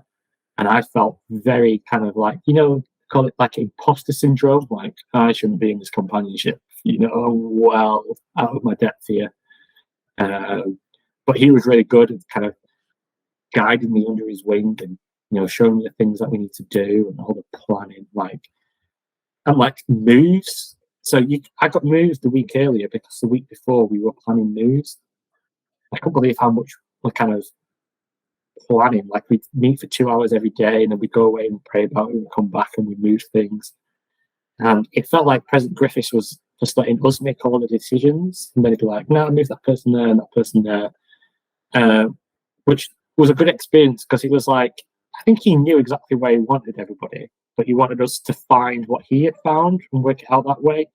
And so we'd get close sometimes, and he'd send us back again, and we'd come back the next day. And it's like, okay, I like that, but I don't like that. Go away and come back. So it showed me kind of the thought and the detail that went out into moves, and made me kind of reflect back on my mission about why I was with certain people. Maybe I always want to think, what discussion did they have when they thought, what would be a good idea? Let's put Elder Day there with that person. What was the reason behind it? Because we were like, oh, let's put them there because that person will mellow that person out, or that person will really push that person for the next 6 weeks. And so that was a really cool experience.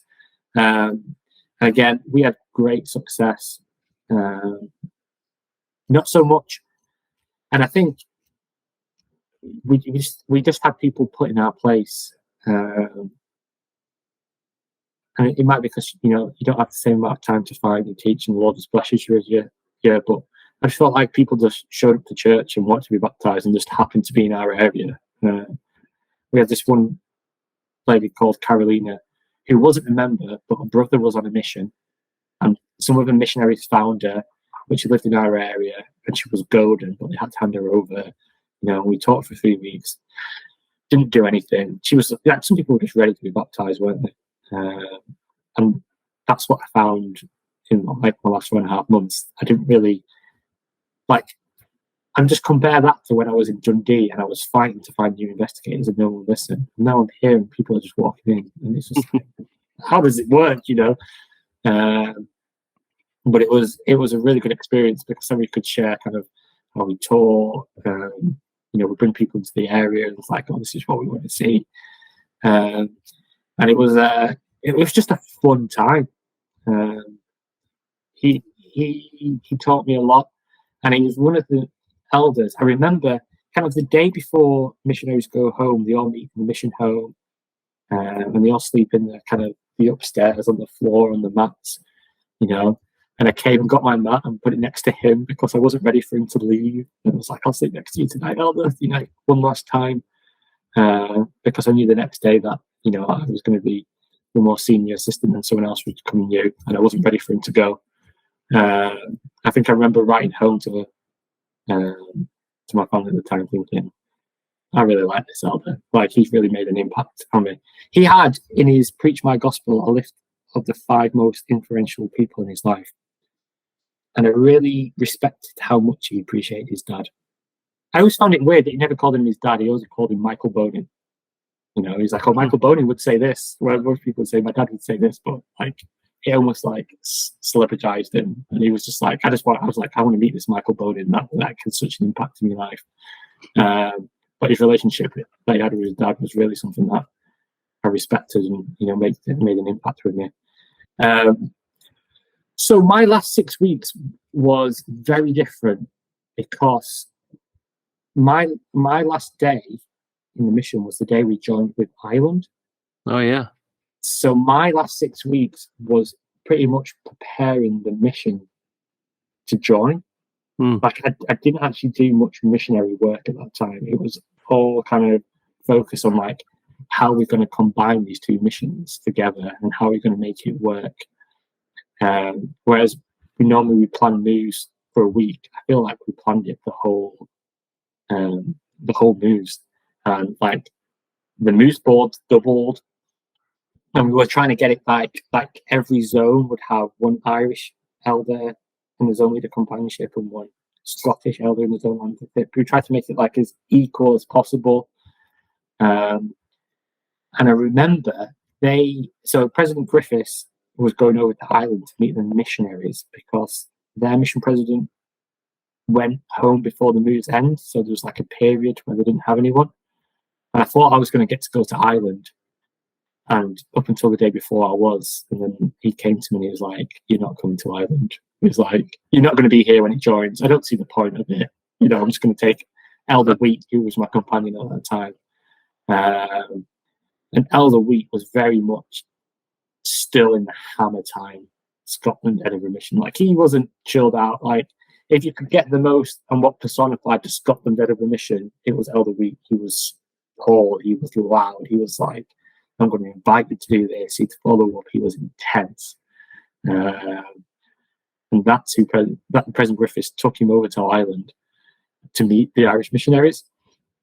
I remember him phoning me that night, and he was like, "Elder, this is completely different over here." He was like, "I don't think any of them like me." He was like, I was in his own conference, and I was like directing questions at people, or like trying to get them towards the goal, hoorah, and like getting properly involved. It's like, just not the same. And when they came back, they brought back one of the assistants in Ireland, who was then going to be the assistant coming back. So we were in a trio for a few days, and I felt so sorry for this. Elder Stanton, I think he was called. I felt so sorry for him because, and you can kind of imagine with how much we love our mission, I feel like he felt like his mission was just being crushed and overtaken by the Scotland mission.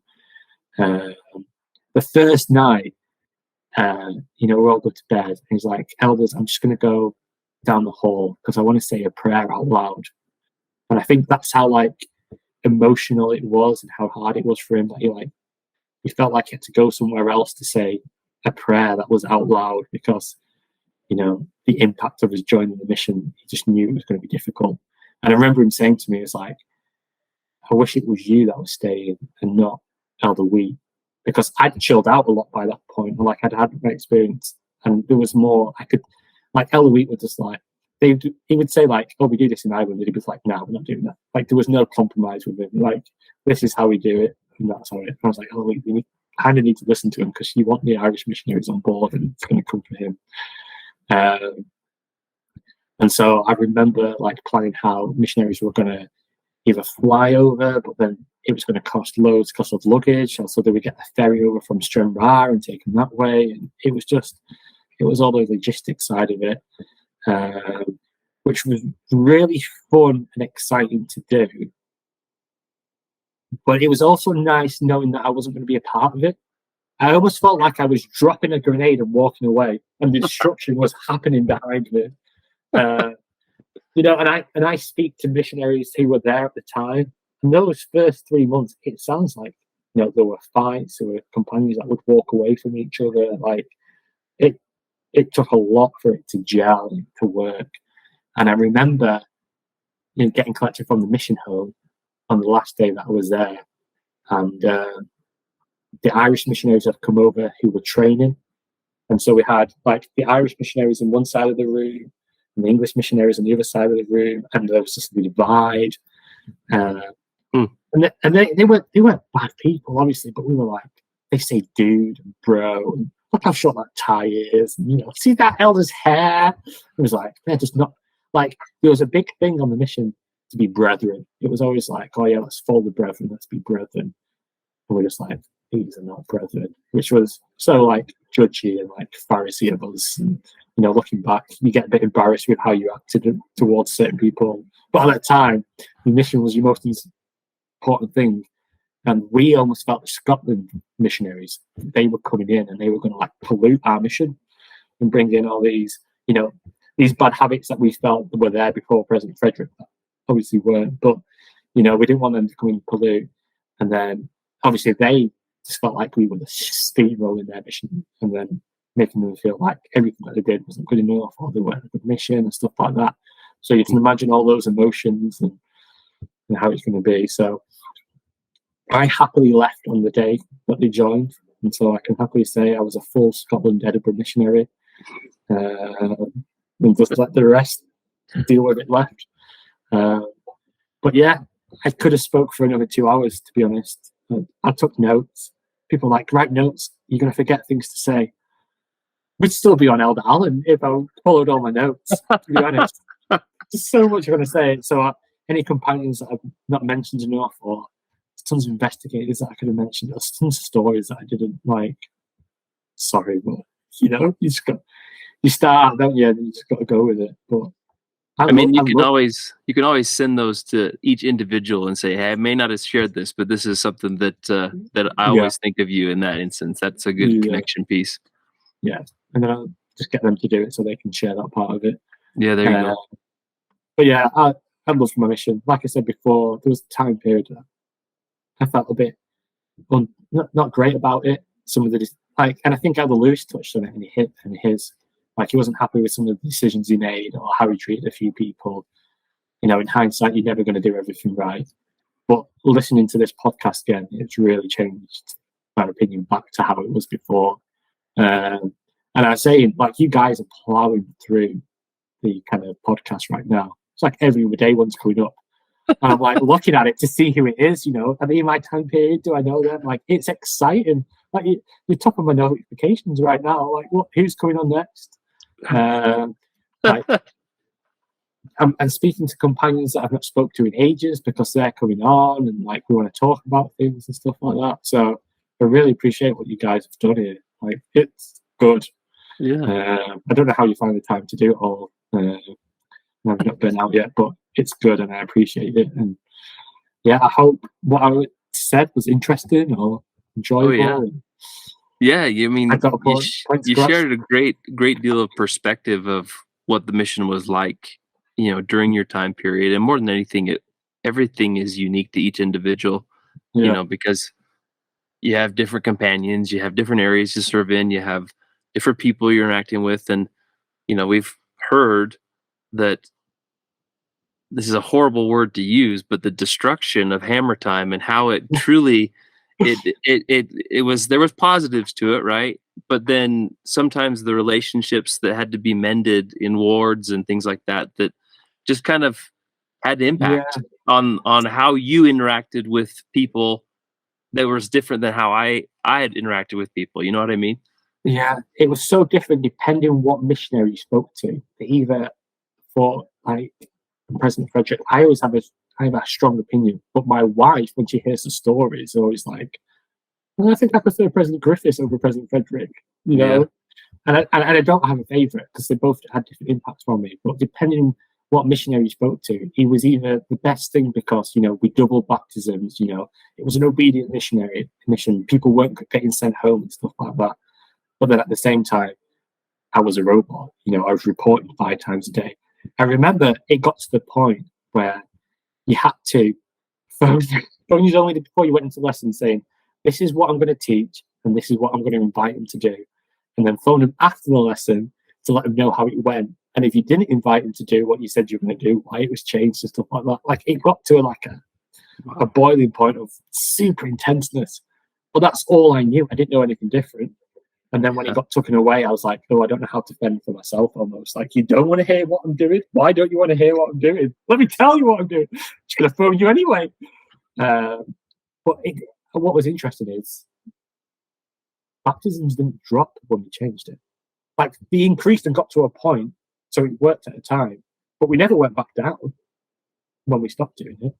Mm-hmm. So I don't know if, there's a lot of things you can't explain, can you? But well, it was probably just a refinement of how you did missionary work, and as you brought in the principles of obedience, as alongside the relationships and allowing the members to be involved and to do things the way that everyone has their own opinion, but I think that that's the best way to do it, is to envelop a new person into the ward or the branch that they're part of, and then they have friends, which we were taught it's in Preach My Gospel, right?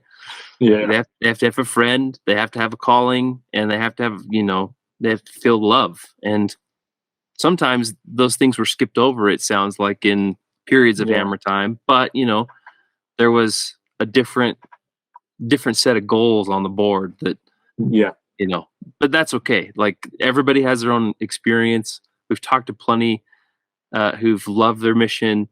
We've also heard some people who have reached out to their companions who said they despise their mission because it was just so difficult because they may have not been at the top of the pecking order type of a thing.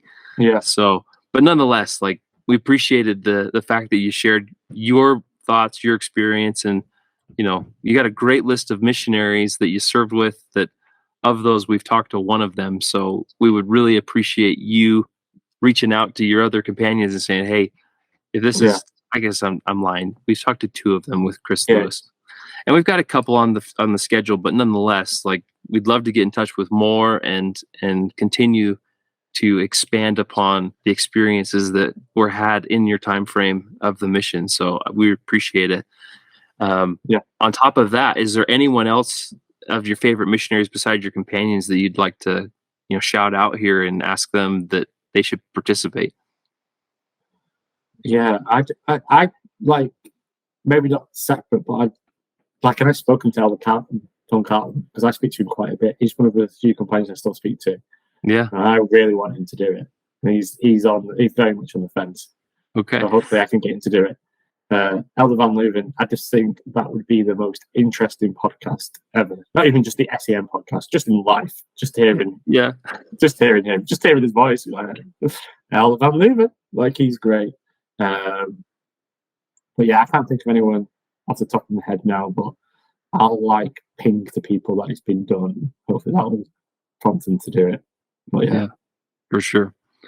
Well, Craig, we express our love to you as our brother in Scotland. Thank you for coming on and participating in our podcast and bringing something to the table that I'm sure many will enjoy listening to. And I'm sure you'll start a fire under all those that you served with or served around, because they'll be like, "Hey, that Craig Day, he came on and shared his bit. We need to get on and do the same." So thank you again for taking time and coming on with us tonight. No worries. All right. Thanks a lot for your time. All right, mate. Cheerio. Bye. Bye.